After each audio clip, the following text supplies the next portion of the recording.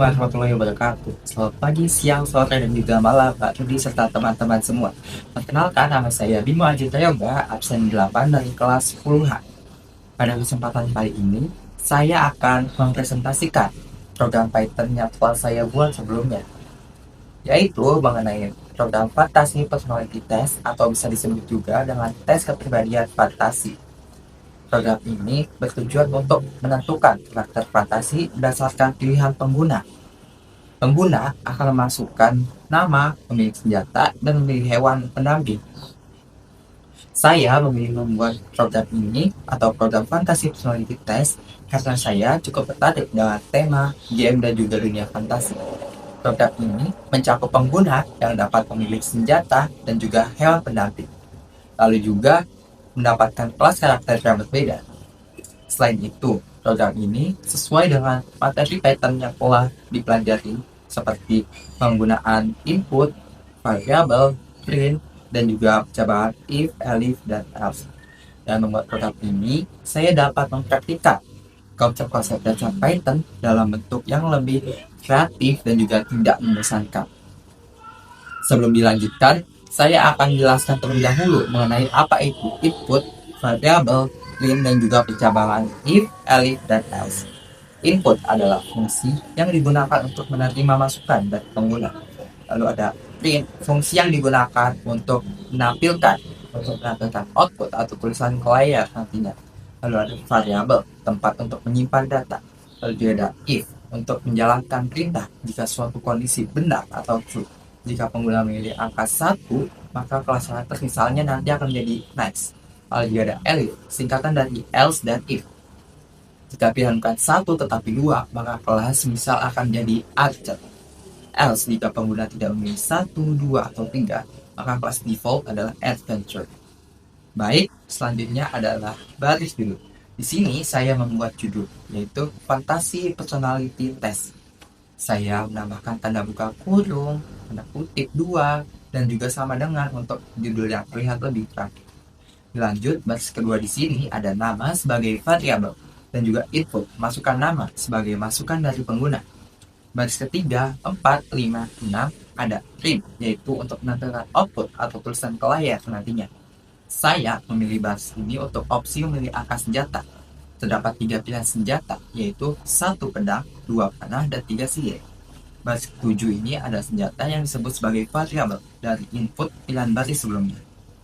Ini nantinya akan dimasukkan angka 1, 2, 3 dan pilihan pada baris sebelumnya.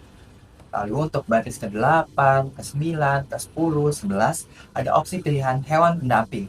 Dan untuk pilihannya di sini ada fox, pony, dan juga ada dragon. Lalu di sini ada hewan yang disebut sebagai variabel atau tempat untuk menyimpan data dari opsi hewan pendamping yang ada pada baris sebelumnya. Di sini ada if untuk menjalankan perintah jika benar atau true. Contohnya, jika pengguna memilih angka sama dengan 1, maka kelas karakter nantinya akan naik. Lalu elif sebagai singkatan dari else dan if. Jika ia memilih pilihan bukan 1 tetapi 2, kelas karakter menjadi archer. Begitu juga dengan elif senjata sama dengan 3. Ia akan dapatkan kelas sama dengan magician. Selanjutnya pada baris ke-19, else digunakan jika semua kondisi sebelumnya adalah salah. Jika pengguna tidak memilih 1, 2, maupun 3, maka kelas default adalah adventure. Lalu ada print titik-titik-titik digunakan untuk menampilkan sesuatu ke layar nantinya. Jadi, di layar nanti akan ditampilkan sama dengan dan seterusnya. Biasanya digunakan sebagai garis perintah agar tampilan program lebih rapi. Nama ini adalah teks biasa atau disebut juga dengan screen yang akan ditampilkan persis seperti yang ditulis. Tujuannya supaya pengguna tahu bahwa data yang ditampilkan nantinya ataupun setelahnya adalah nama. Kenapa setelah titik 2 ada spasi setelah titik 2 hanya untuk membuat tampilan lebih rapi.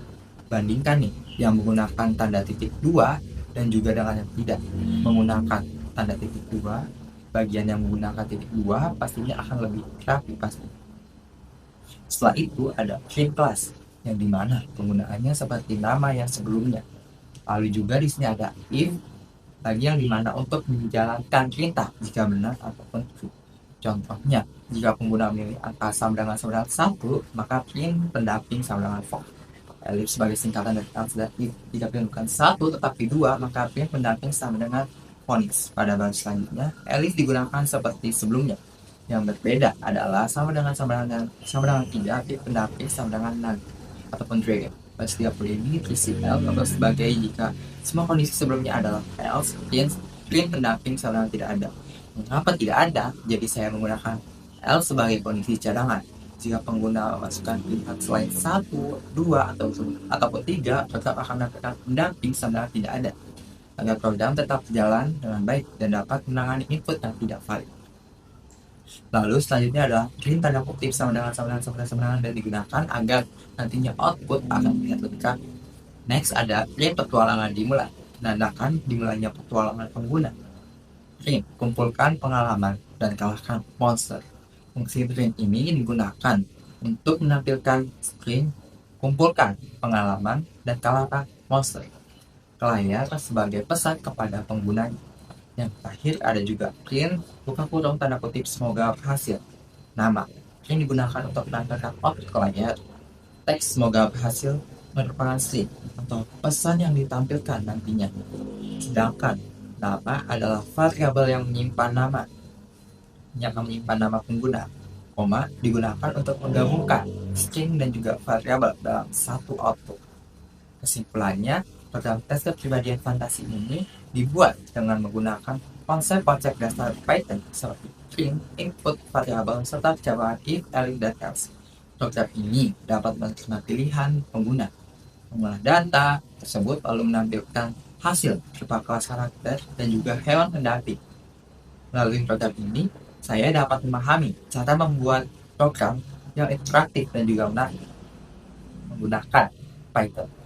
Terima kasih saya sampaikan atas perhatian Bapak Rudy ataupun teman-teman yang telah menyaksikan video saya. Demikian presentasi dari saya Liman Yoga mengenai program Python yang saya buat. Terima kasih saya ucapkan pada yang menyimak presentasi saya. Mohon maaf apabila masih terdapat kekurangan dalam program maupun juga dalam penyampaian saya.